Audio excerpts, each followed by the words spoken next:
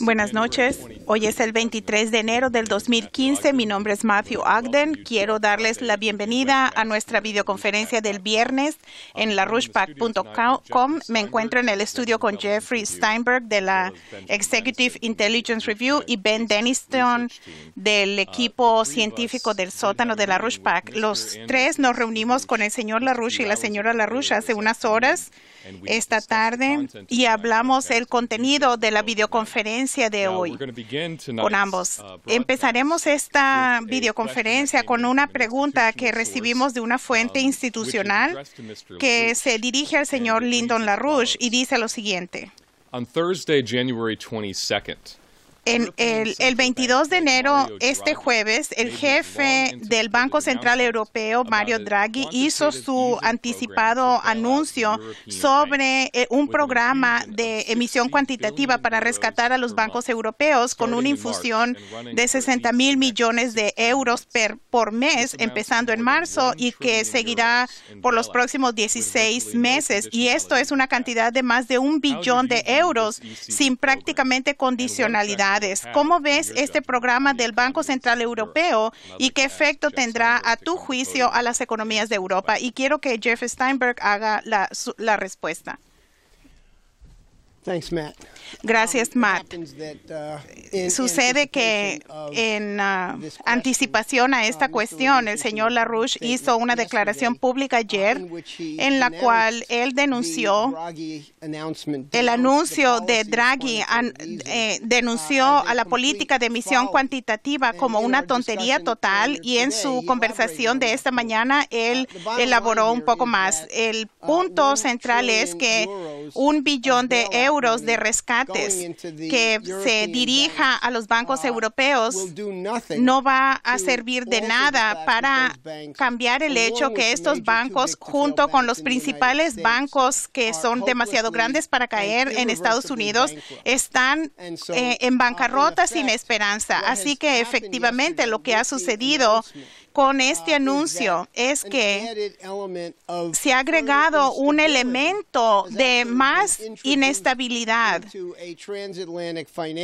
al sistema financiero del transatlántico que ya está al borde.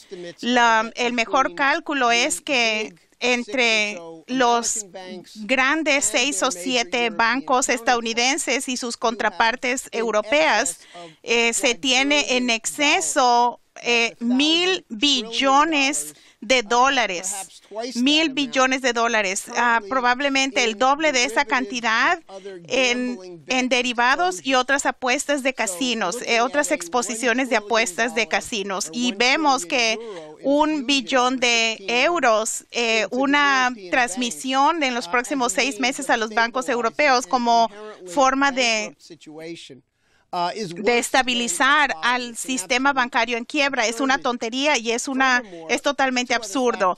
Pero además se deben tomar en cuenta 2 otros factores que son factores principales en el anuncio de Draghi. El número 1, no hubo condiciones que se impusieron a la compra de bonos que se generarán por los bancos centrales nacionales de Europa y el Banco Central Europeo para comprar en general documentos del gobierno que se encuentran en los bancos comerciales. Así que el dinero que entre no va a dirigirse para nada, de ninguna manera, a una inversión seria en la economía real de Europa. No va a haber una creación de trabajos, no va a haber una inversión de capital en infraestructura. De hecho, el mejor cálculo es que estos fondos inmediatamente se dirigirán a apuestas apalancadas que tomarán lugar fuera de Europa, porque nadie cuerdo hará ningún tipo de apuestas en la situación económica y financiera europea, porque está todo en el aire. Así que el otro elemento del anuncio de Draghi fue la intención perversa clara de interferir en las elecciones griegas que tomarán lugar este domingo. Ahorita, en este momento, se considera que ya es un hecho que el partido gobernante Nueva Democracia será derrotado y que el partido de oposición Syriza, y junto con una coalición con otro partido, ganará las elecciones y formará un nuevo gobierno. Cuando se le preguntó a Draghi en su conferencia de prensa si algo de este rescate en el plan del Banco Central Europeo se dirigiría a los 4 bancos grandes griegos, y él dijo que bajo las circunstancias actuales no.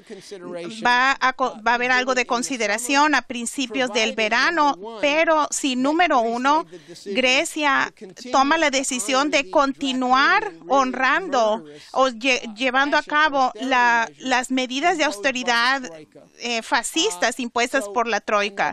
Así que, por supuesto, si Grecia se mantiene como parte del euro, y lo que dijo Draghi, en efecto, es que a menos que Grecia continúe sometiéndose a la política de austeridad de la Troika, que está matando a un número enorme de ciudadanos griegos y que está destruyendo lo que queda de la economía griega, no va a haber fondos de este rescate para los bancos griegos. Y este es un esfuerzo directo de asustar a la gente para que cambie su voto y mantengan el status quo. No pienso que eso va a suceder, pero es otra indicación más de las intenciones y de la demencia absoluta de lo que salió de este anuncio.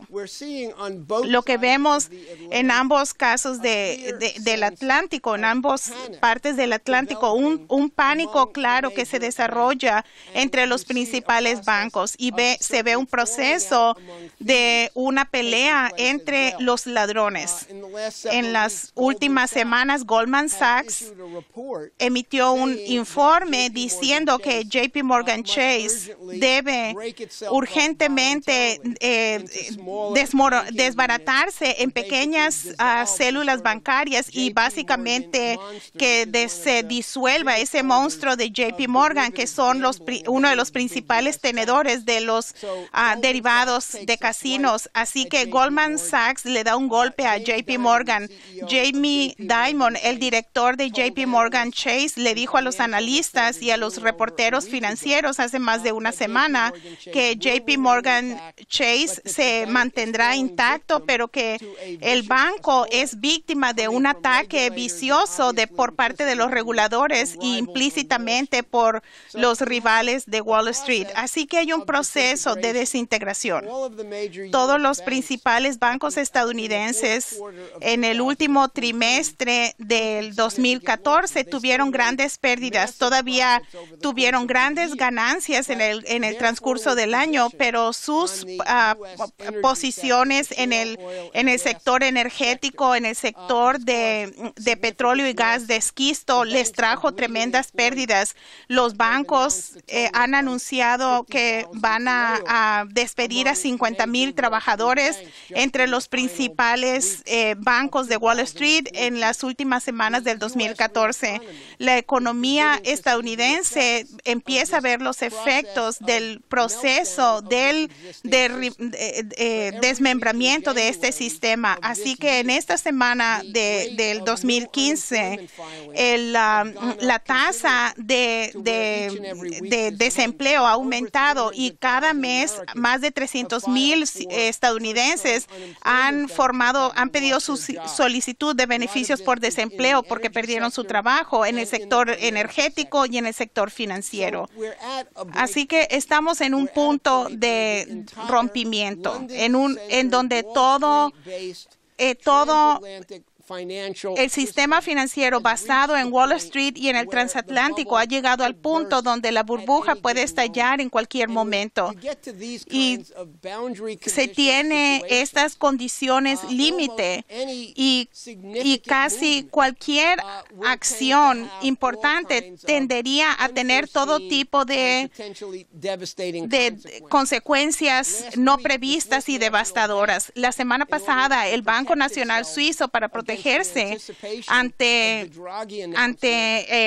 del anuncio de Draghi y para que no cayera más del valor del euro, desacopló el franco suizo del euro. Y sabemos, pero no tenemos los detalles o los números, pero varios bancos principales en Wall Street con exposición en los derivados perdieron grandes cantidades de dinero debido a las apuestas que hicieron al comercio de divisas y ese tipo de acuerdos.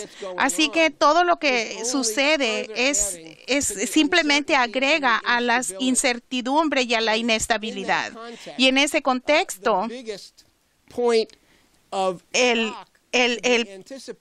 se puede anticipar que el punto de la sacudida más grande que vamos a tener serán las elecciones griegas, porque nadie puede decir que si la victoria del partido Syriza y la formación de una coalición de oposición como nuevo gobierno que se ha creado en base a la promesa de cancelar el acuerdo con la Troika y potencialmente salirse del euro, esto puede ser algo que tendrá un efecto contagioso inmediato entre un número de otros países en Europa que están en grandes problemas de manera similar. Obviamente se tiene el caso de España, Portugal e Irlanda, y el señor LaRouche más temprano puso mucho énfasis en el hecho de que Italia se encuentra en una caída libre. Esta semana el primer ministro Renzi anunció un cambio en las reglas, pidiendo prestado la forma de actuar de Obama, de actuar por orden ejecutiva, y anunció que la única fuente de crédito en la economía italiana, que son los bancos de crédito, estos bancos no van a ser regidos en base de que un depositante tiene su voto.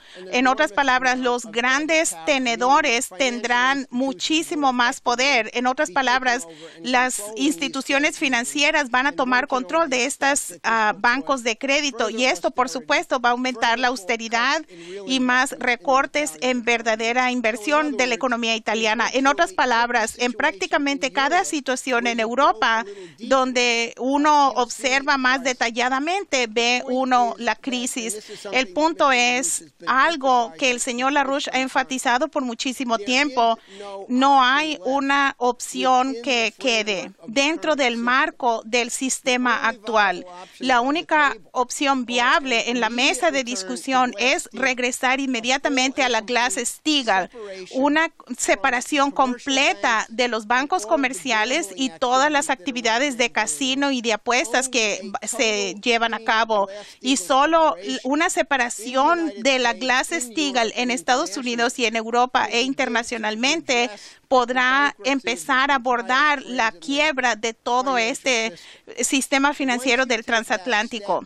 Una vez que se tome ese paso, básicamente se pone al sistema en una organización por quiebra ordenada. Es importante que un número de líderes importantes en Grecia que se oponen al gobierno actual han hecho campaña en base a la idea de crear una conferencia de deudores europea, y en varios casos han hablado de la conferencia de 1953 de la deuda de Londres, y esta conferencia fue parte de el Plan Marshall y para la recuperación de Europa. Y en 1953, esta reunión, la mitad de toda la deuda alemana, que aparte de ella se remontaba al Tratado de Versalles original, otra parte de la deuda se remontaba a la Segunda Guerra Mundial, fue anulada, y lo que quedó se aplazó por 30 años a bajo interés, al mismo tiempo que Estados Unidos emitía dinero hacia Alemania y a los 16 diferentes países de Europa para crear las condiciones para una recuperación económica. Estos fondos del Plan Marshall fueron un regalo, no fueron préstamos para que se pagaran más adelante. En otras palabras, se estableció un sistema para eliminar lo que quedaba de estas deudas por un periodo de 30 años, y como resultado de esto, Alemania y otros países de Europa pudieron tener una recuperación económica genuina. Y estos son los conceptos hamiltonianos que eran una segunda naturaleza de algunos países estadounidenses, de personajes estadounidenses y europeos, y que se han olvidado. Si no regresamos a ese tipo de ideas, empezando con la ley Glass-Steagall y partiendo de ahí a restablecer el sistema de crédito hamiltoniano, Europa y Estados Unidos estarán acabados en un punto muy cercano en el futuro.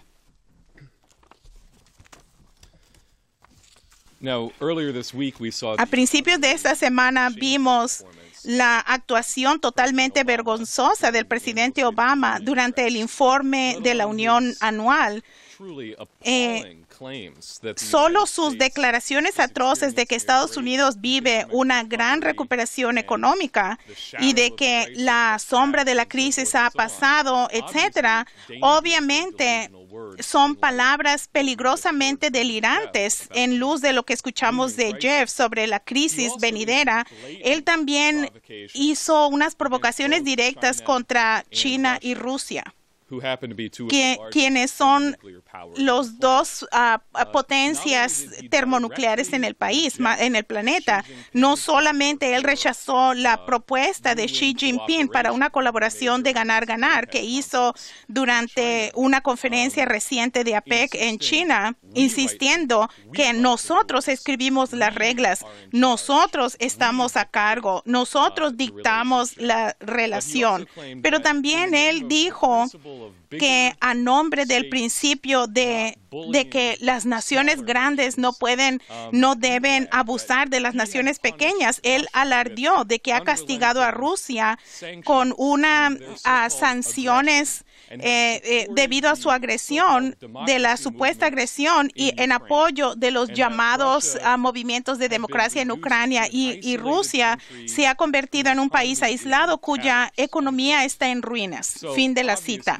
Obviamente falso cuando se considera que Rusia, como un líder principal de los BRICS, no está aislada económicamente o de otro tipo. Los principales funcionarios rusos respondieron a las declaraciones de Obama diciendo que se entendía muy bien en Rusia que la intención de Obama, de la agenda de Obama, era un cambio de régimen en Moscú, y el ministro del Exterior ruso, Lavrov, hizo una declaración en la conferencia el siguiente día y dijo: los estadounidenses han tomado la vía de confrontación y no evalúan sus propios pasos críticamente. El discurso de ayer de Obama muestra que el centro de su filosofía es solo una cosa: somos número uno y todos los demás deben reconocer eso. Obama dice: yo soy el número uno. Que Lavrov dijo es ligeramente pasado de moda y no tiene nada que ver con las realidades actuales, y muestra que Estados Unidos quiere dominar al mundo y no simplemente quiere ser el primero entre iguales. Yo preferiría que todos los países adopten la filosofía de cooperación y no de decreto. El señor LaRouche, la crítica de LaRouche fue mucho menos generosa que eso. Él dijo: el Estado de la Unión el discurso del Estado de la Unión de Obama era demente, clínicamente lleno de las declaraciones más corruptas, podridas y tontas. Y lo peor es que el público lo ovacionaba como un grupo de idiotas. Era un eco de los congresos de Nuremberg en la Alemania nazi, y es por lo cual enfrentamos un peligro inmediato de guerra termonuclear. A luz de lo que dijo el ministro del Exterior Lavrov sobre la política de cooperación en lugar de decreto, se aclara que un cambio drástico de la política se necesita en Estados Unidos, más como lo hemos indicado en la petición que hemos circulado, que Estados Unidos debe rechazar la geopolítica y unirse a los BRICS. Todavía estamos consiguiendo firmantes importantes como el exdirector japonés para el FMI, Daisuke Kotegawa, el profesor de Princeton y activista político, el doctor Cornel West, el cineasta independiente Sean Stone, entre otros. Y ese es un proceso que obviamente debe continuar y necesitamos la ayuda de todos los que escuchan esta videoconferencia, que sean parte de eso. Ahora, el señor LaRouche ha enfatizado que la única manera en que vamos a ser capaz de lograr este cambio radical de política en Estados Unidos es un enfoque muy claro en lo que él ha llamado el Proyecto Manhattan, o una campaña planeada dirigida por LaRouche PAC dentro de Nueva York para lograr este cambio de política, de poner en quiebra a Wall Street a través de una reorganización por quiebra con la Glass-Steagall y revivir los principios fundamentales de Alexander Hamilton. Jeff, sé que tuviste la oportunidad de estar en Nueva York el fin de semana pasada en esta muy importante conferencia patrocinada por el Instituto Schiller en la iglesia de Riverside. Estuviste en el panel con Helga Sepp-LaRouche y un representante de la misión de Sudáfrica, Jason Ross y otros. Y Ramsey Clark, el ex procurador de justicia de Estados Unidos. Lo que quiero pedirte es, ¿podrías abordar esta pregunta, especialmente la interconexión de lo que el señor LaRouche ha dicho, la desintegración económica y la desesperación de este impulso hacia una guerra mundial que vimos en el discurso del Estado de la Unión de Obama? ¿Y por qué Nueva York en términos del punto necesario de la concentración de nuestra intervención?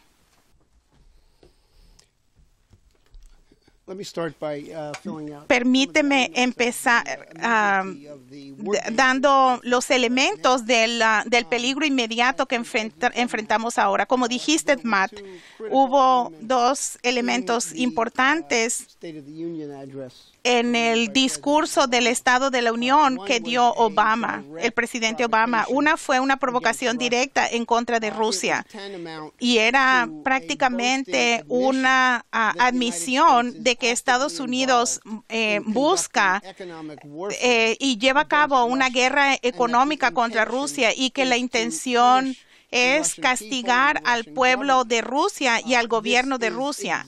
Y esto es exactamente lo que Lavrov, Putin y otros funcionarios importantes de Rusia han dicho, de que la política de Estados Unidos, del gobierno de Obama en particular, es una de cambio de régimen en Rusia. Lo han dicho en varias ocasiones que si no hubiera una crisis en Ucrania, el gobierno de Estados Unidos buscaría otro pretexto como para atacar a Rusia.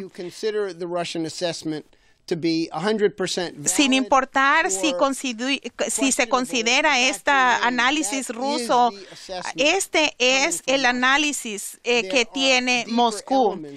Hay elementos más profundos que más allá que simplemente lo que sucedió en Ucrania hace un año y medio, pero la idea de Estados Unidos y la OTAN que apoyaron un golpe de Estado de los neonazis en Ucrania junto a la frontera con Rusia es una provocación, pero hay otras cosas también.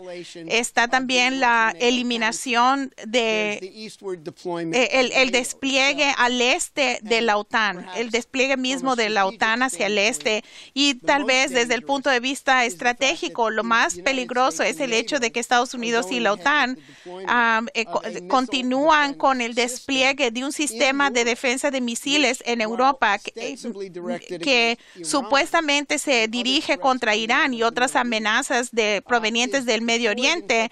Su despliegue es tal que claramente tiene el potencial de ser parte de un primer ataque contra Rusia. Al tener esta protección contra misiles y que es mucho más avanzada, que básicamente podría negarle a los rusos la capacidad de dar un contraataque o responder si Estados Unidos lanzara un ataque. Y este es un asunto existencial, y la respuesta rusa en los últimos años ha sido transparente y clara. abierta, y los rusos han dicho, vamos a desarrollar nuevas tecnologías para contrarrestar el despliegue de este sistema antibalístico, y vamos a mantener nuestra capacidad de lanzar un ataque, una respuesta mortífera. Y los rusos han no solamente hablado, sino han actuado, han hecho un despliegue de submarinos que son una nueva generación, y varios de ellos están en el Mar Negro y también en la zona de Crimea. Han desarrollado una nueva generación de proyectiles ICBM que son móviles, y tienen una nueva generación de bombarderos, de aviones bombarderos. Así que los rusos están convencidos de que el compromiso de Obama y por parte de la OTAN de lograr un cambio de régimen de Rusia, y ellos han modificado su doctrina estratégica para dejar claro que una amenaza estratégica a Rusia, ya sea en la forma de un ataque nuclear o en una revolución de color, se entiende como una amenaza existencial. Así que enfrentamos una situación que ya, de hecho, está en un momento.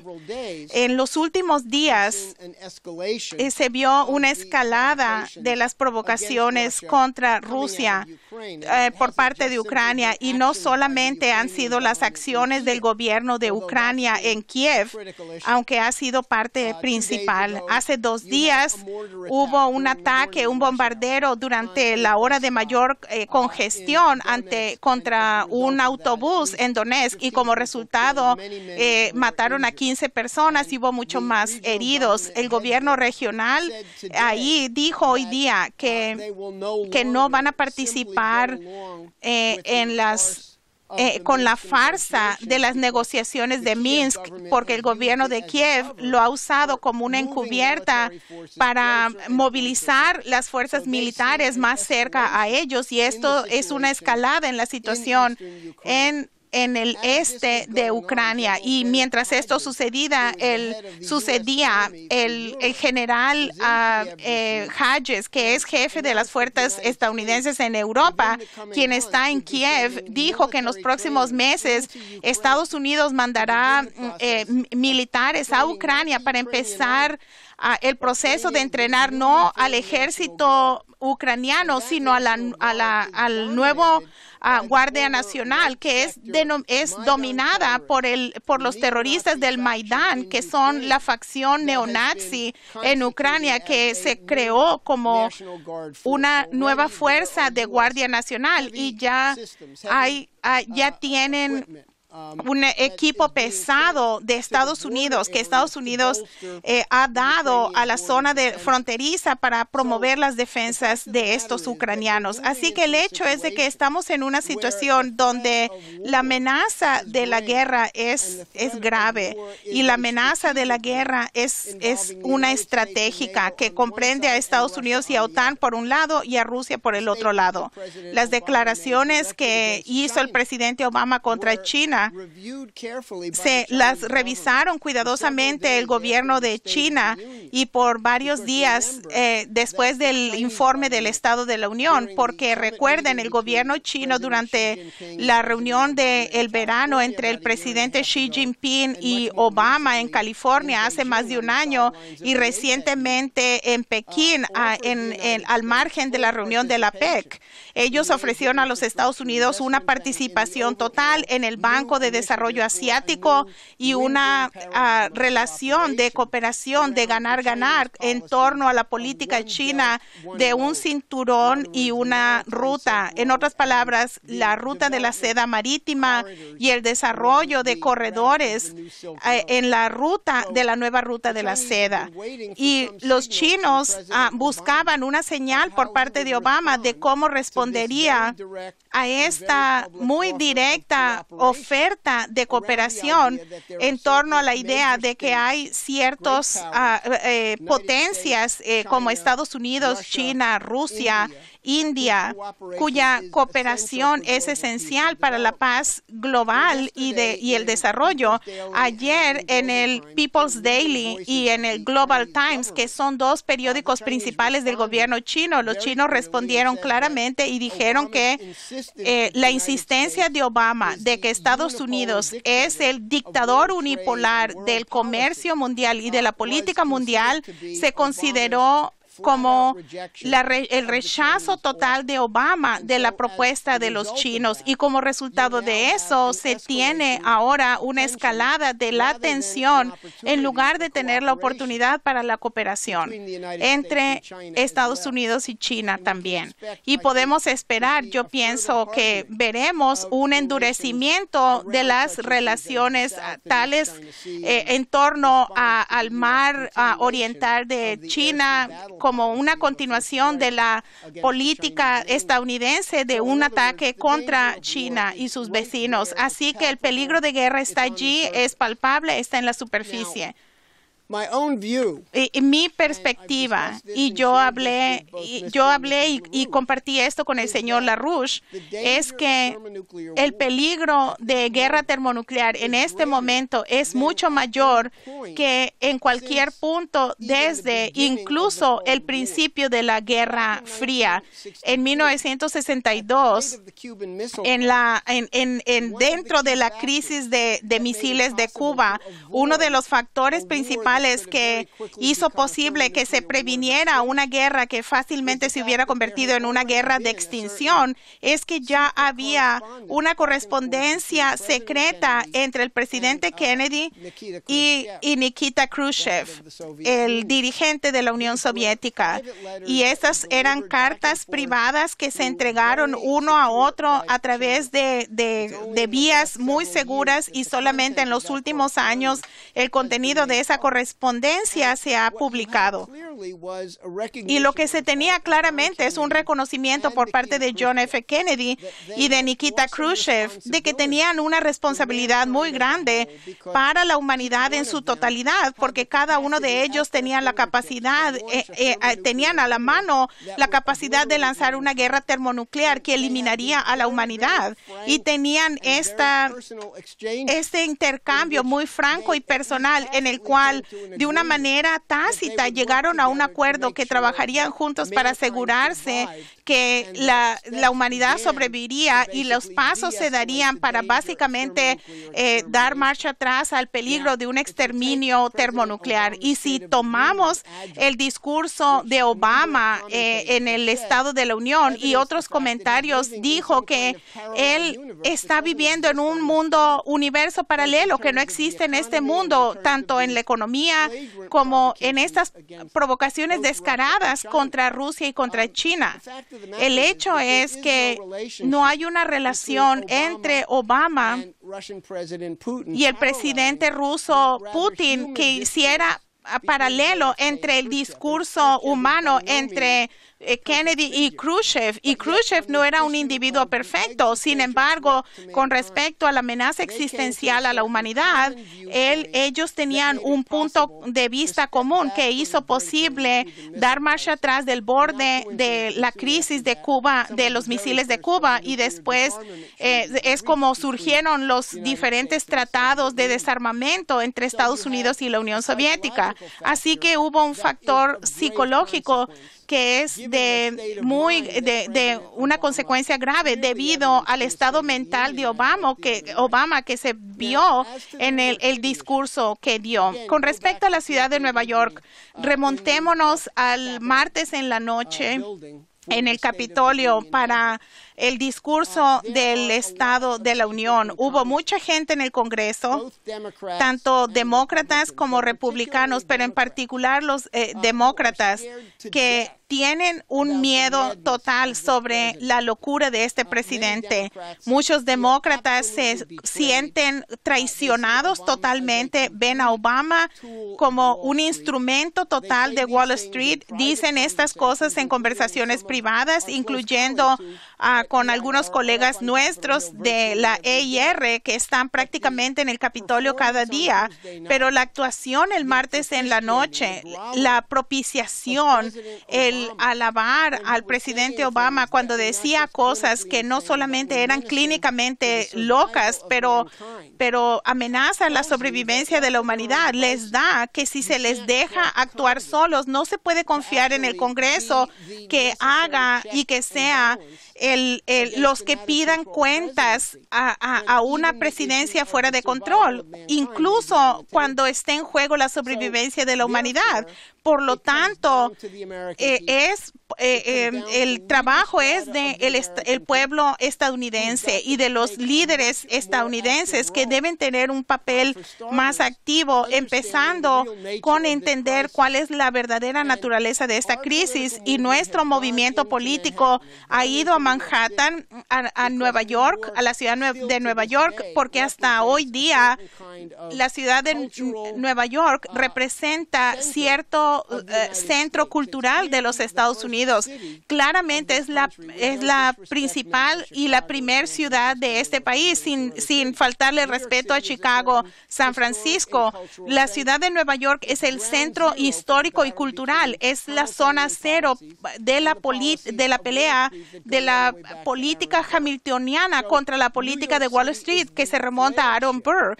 Y la ciudad de Nueva York es el centro de la campaña para movilizar a todo el pueblo estadounidense para asegurarnos de que las políticas correctas se adapten y que el Congreso necesita que se le dé con un mazo para recordarles de su responsabilidad. Así que enfrentamos un derrumbe financiero que puede suceder en cualquier momento, donde la única solución son las 4 leyes cardinales del señor LaRouche, empezando con la implementación de la Glass-Steagall. Ya hay una propuesta de ley en el Congreso para restablecer la Glass-Steagall y esperamos y vamos a asegurarnos de que una propuesta paralela se presente en el Senado, como se hizo en la última sesión del Congreso. El tiempo, por supuesto, está pasando. Estamos en un punto de crisis y la medida verdadera de la sobrevivencia de esta república va a ser si los ciudadanos, tanto en la ciudad de Nueva York como en otras partes del país, van a unirse a la solución necesaria para asegurarse de que Washington se sintonice con la realidad y no esté en un universo paralelo que termine haciendo estallar a este universo en un futuro cercano. Ahora, otro tema específico que se trató a profundidad en la conferencia de Nueva York era la desclasificación de las 28 páginas sobre el 11 de septiembre, en donde el diputado Walter Jones mandó una declaración grabada a la conferencia que se recibió con un aplauso de la audiencia, en especial cuando el senador Schumer y Booker dijeron que la gente no tenía ninguna excusa para introducir la resolución al Senado. Ahora, Jeff, diste una presentación a fondo siguiendo la declaración del diputado. Ahora, la Arabia Saudita está en los titulares en los días recientes con el anuncio de la muerte del rey Abdullah y la sucesión del ahora rey Salman, que supuestamente sufre de demencia. Sin embargo, aparte de esas noticias, ha habido otras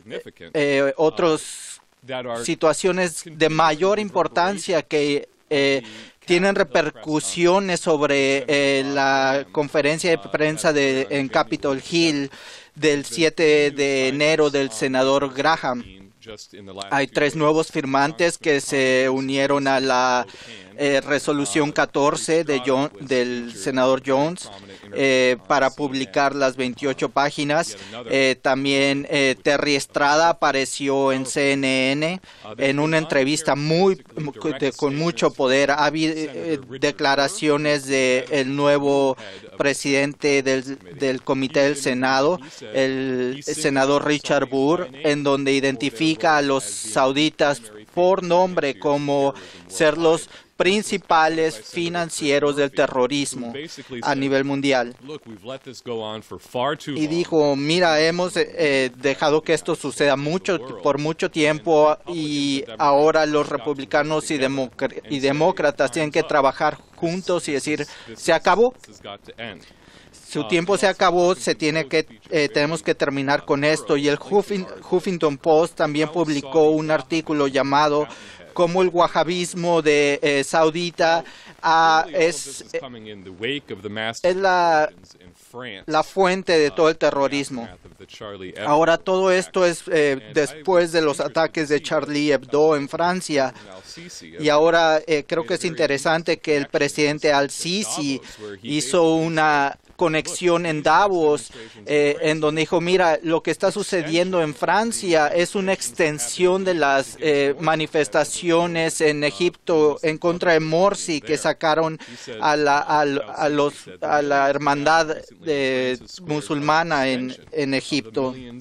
Esto es una extensión de los millones de egipcios que salieron a las calles en la batalla en contra del terrorismo, en contra del derramamiento de sangre en Egipto, Irak, Siria, Libia, Nigeria, Mali, Canadá y Francia, y ahora obviamente aquí en los Estados Unidos. Ahora estamos en un punto de cambio en la pelea para exponer la verdad sobre la fuente del terror global. Como Bob Graham dijo, tenemos que ir a las causas, no solamente los efectos. Y es claro que el sacar las 28 páginas van a servir para identificar el papel central de los sauditas al financiar estas organizaciones desde el 11 de septiembre del 2001. Pero Jeff, me gustaría que lo hicieras un poco más como lo hiciste en el discurso en Nueva York. El terrorismo no es nunca un fenómeno de abajo hacia arriba, sino se maneja desde arriba, y que no son actores solitarios, sino que siempre han sido testaferros del Imperio Británico. Y creo que esto se puede ver muy claro cuando ves la relación entre el príncipe Carlos y el ahora difunto rey saudita. Y creo que hace un año o hace unos meses en donde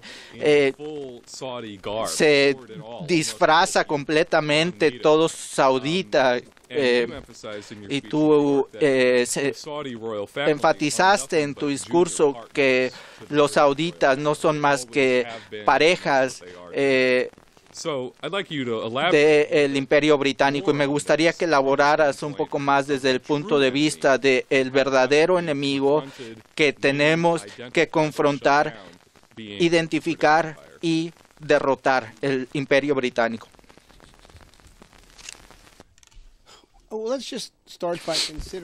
Muy bien, comencemos identificando lo que se juega con las 28 páginas.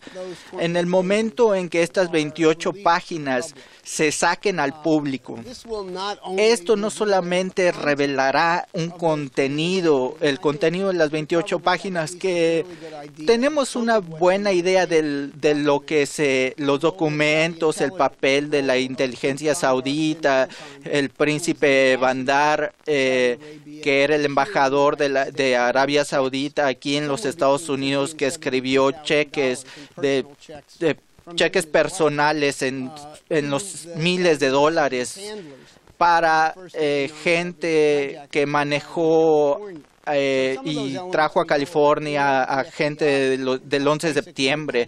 Sabemos que el FBI tenía informantes sobre todas estas redes. De hecho, sabemos que las dos gentes que llegaron, de los dos secuestradores, todo eso se sabía, así que buena parte de eso sabemos, pero al sacar estas 28 páginas se desata otro proceso. Se van a poner preguntas que van a iluminar qué es lo que sucedió el 11 de septiembre y que van a surgir preguntas sobre muchos otros eventos terroristas. En ese momento, la verdadera historia donde tienen a los Bushes, a Brennan, a Obama, va a estar ahí a la luz para que se investigue. Y esa es la relación absolutamente clara entre los británicos y los sauditas. El punto principal ahora es que mientras estaba escribiendo cheques de los sauditas a los secuestradores, el príncipe Bandar estaba recibiendo dinero a su cuenta desde Washington, porque estaba recibiendo 2 millones en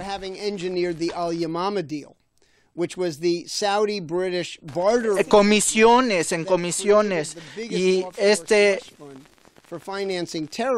esto era lo que se utilizó para financiar el terrorismo. Pero hay un nivel más profundo que se requiere de historia.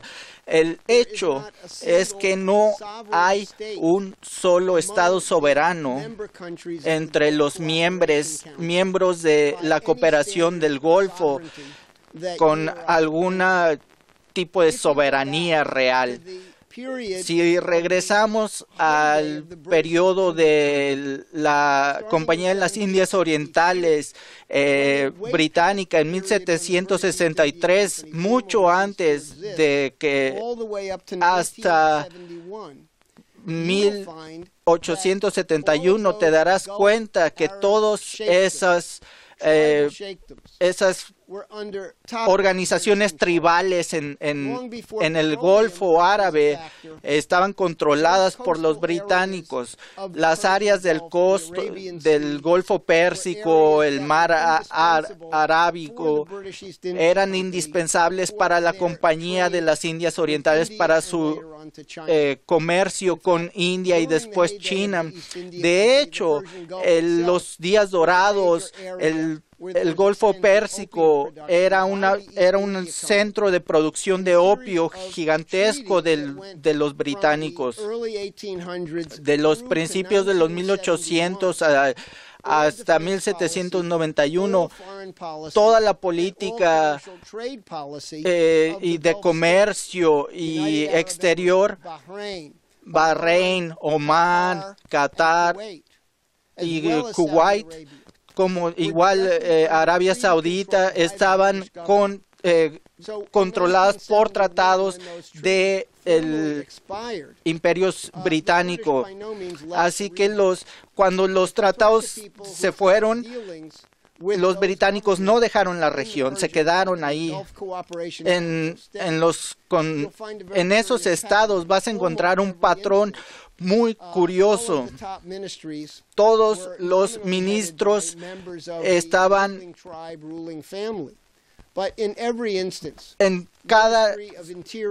el ministro del Interior, el Defensa, el ministro de Acciones Públicas.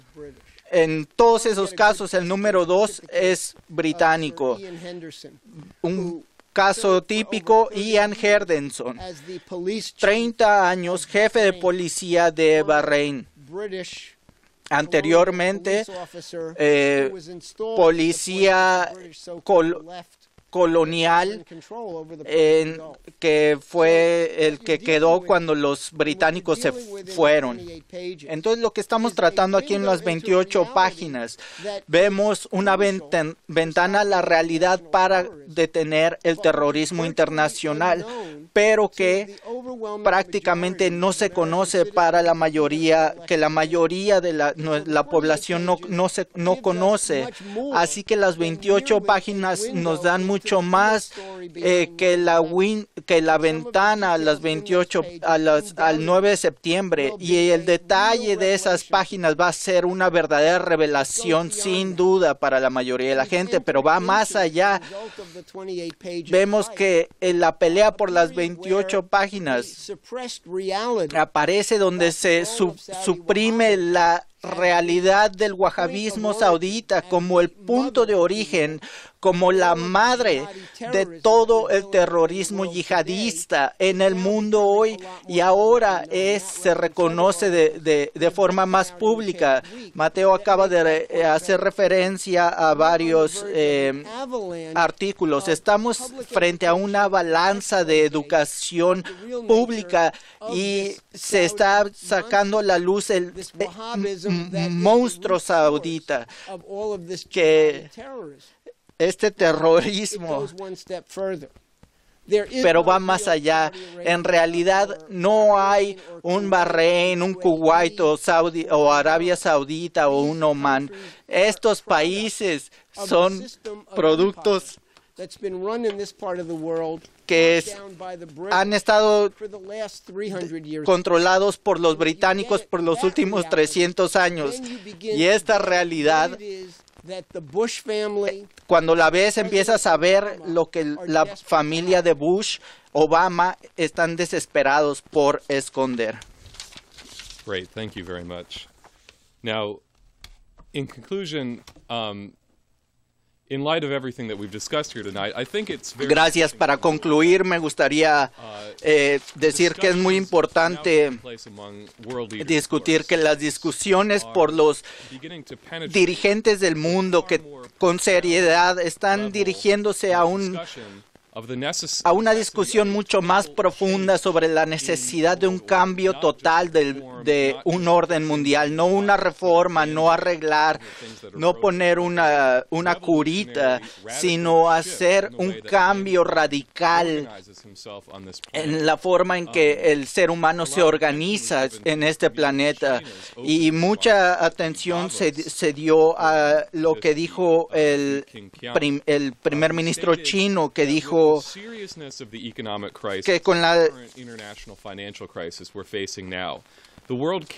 que con la seriedad de lo que está de la crisis financiera, el mundo no puede depender de las últimas formas de pensar, los conceptos antiguos de competencia entre las naciones, pero que necesitamos adoptar una forma de pensar completamente diferente.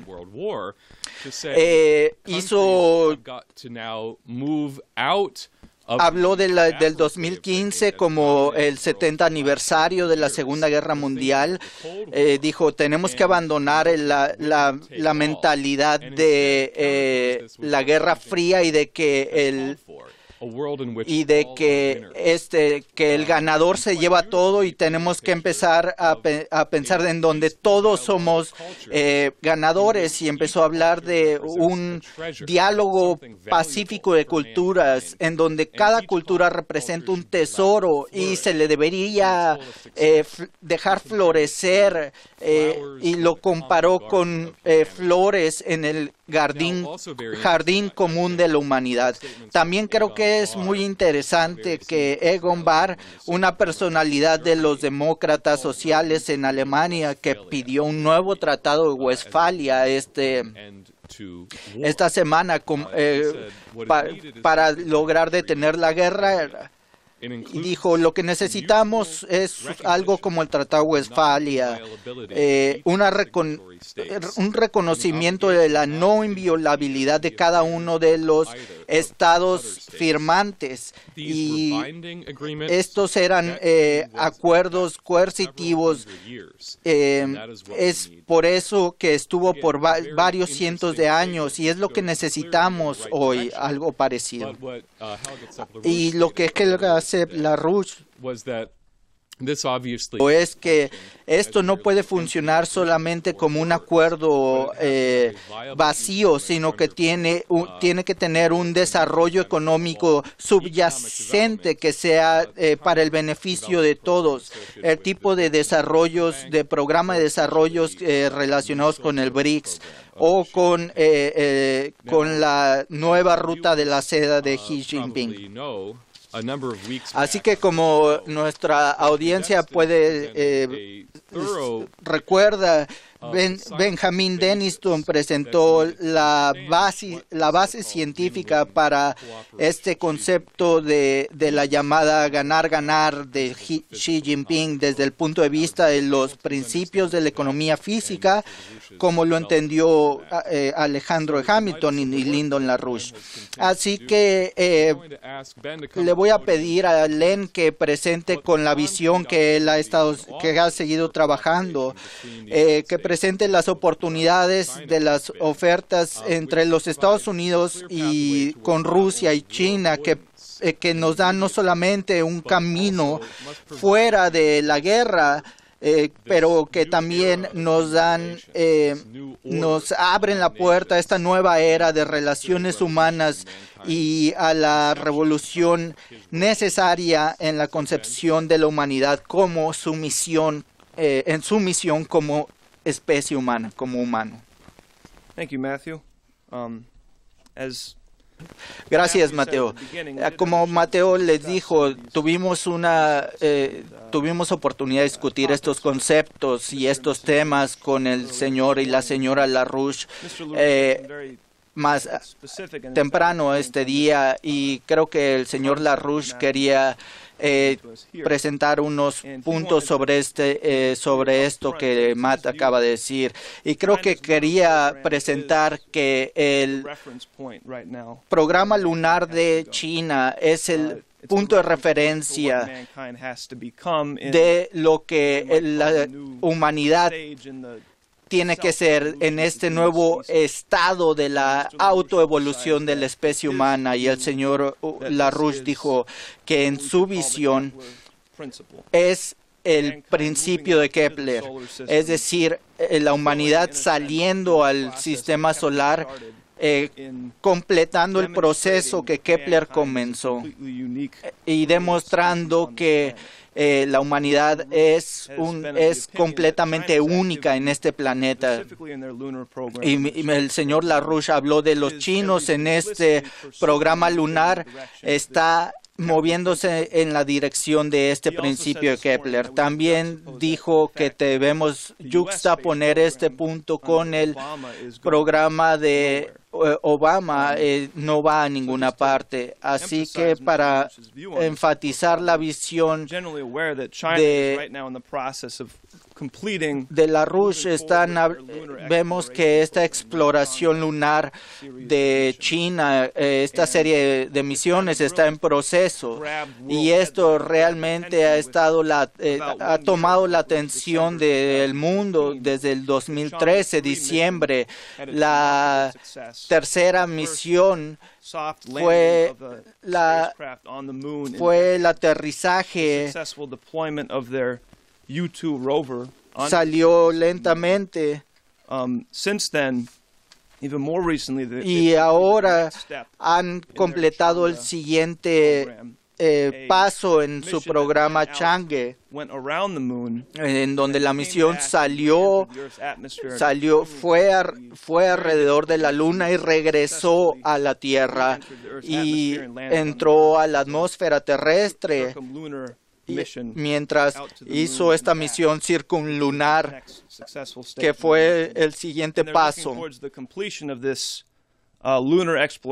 Y están buscando continuar con esta exploración que va a ser en el Chang'e 4. Va a ser otro paso, va a ser ir a la superficie lunar, recoger piso, regresarlo a la órbita lunar y luego regresarlo a la Tierra. Y entonces esto ha sido una serie de misiones muy impresionantes, pero creo que lo que LaRouche enfatiza, esto es un programa de exploración, está pavimentando el camino de la expansión, misiones robóticas, incluso el prospecto que están viendo al helio 3 como un recurso y una meta en este proceso de desarrollo. Así que tenemos estas misiones del Chang'e y este es un programa de exploración que está abriendo puertas a una forma de explorar la Luna que no se ha hecho anteriormente, y esto es esta capacidad robusta que está construyendo China, la forma en que el aterrizaje que utilizaron para el Chang'e tiene una capacidad de hacer de cargar algo que es 10 veces más pesado del rover que llevaron. Están intentando desarrollar nuevas generaciones de cohetes que son indispensables para las próximas generaciones de viaje interespacial.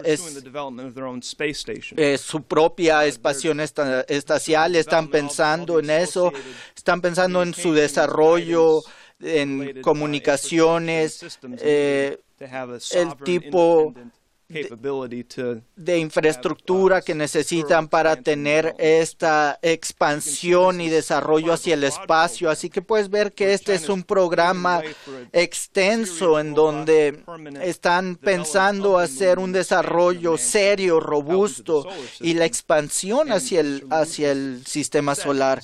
Y el señor LaRouche dijo que esta perspectiva del helio 3 define una meta, un pináculo, desarrollar el recurso del helio 3 en la Luna para una economía de fusión avanzada en la Luna y en la Tierra. Y vale la pena contraponer esto de China con lo que se está haciendo aquí con Obama. Teníamos un programa lunar, Obama lo cerró. Obama sacó esta propuesta para ir a un asteroide. Después no encontraron el asteroide. No sabían qué hacer, no podían financiar el tipo de asteroide, no podían financiar el telescopio para ver el asteroide. Entonces eso no funcionó. Bueno, entonces ahora no vamos a mandar a gente hasta el asteroide, vamos a mandar a un asteroide, lo vamos a poner en una lo vamos a traer a la Luna, y esa fue la segunda intento, y luego eso tampoco va a suceder, y luego hay, y esto es lo nuevo, vamos a agarrar un asteroide, lo vamos a traer y luego vamos a llevar gente a que lo investigue. Y ahora hay titulares que dicen la meta no es redirigir el asteroide en realidad. Entonces realmente me parece triste, pero LaRouche dice, mira lo que está sucediendo, lo que Obama hizo con el programa espacial, y mira lo que está haciendo China.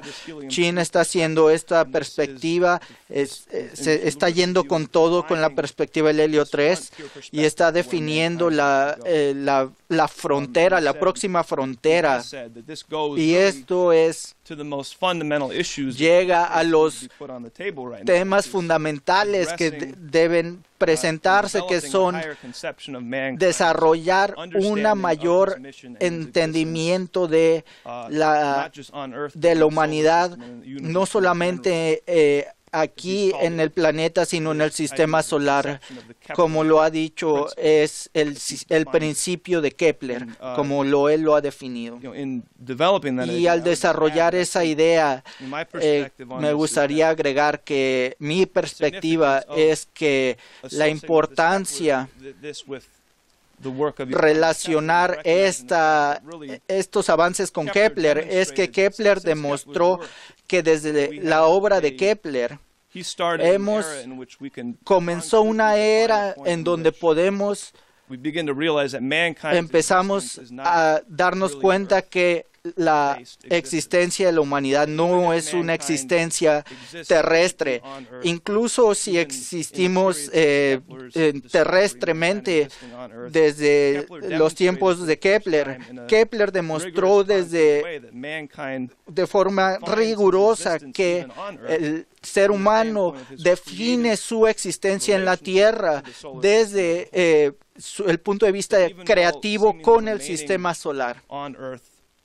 A pesar de que estamos aparentemente en la Tierra, lo que define la relación hombre-tierra no es no es la biología, sino es el entendimiento del sistema solar como una serie de objetos, sino el entendimiento de los principios que organizan al sistema solar y al ser humano. Cuando define su existencia con el descubrimiento, interacción de esos principios, y a pesar de que no hemos salido al espacio per se, él fue el que sentó las bases para esta relación entre el hombre y el universo en este dominio de principios. Y esto es lo que define el camino de la humanidad y su futuro. Gracias, Ben. Me gustaría agradecerle a Jeff por estar con nosotros también hoy, y por favor sintonícenos larushpac.com. Va a haber muchas cosas en los próximos días. Sabemos que estamos con lo que va a suceder este domingo en Grecia. Estamos a punto de que se desaten otras cosas, entonces sintonicen. Gracias por unírsenos hoy, y permanezcan sintonizados a larush.com.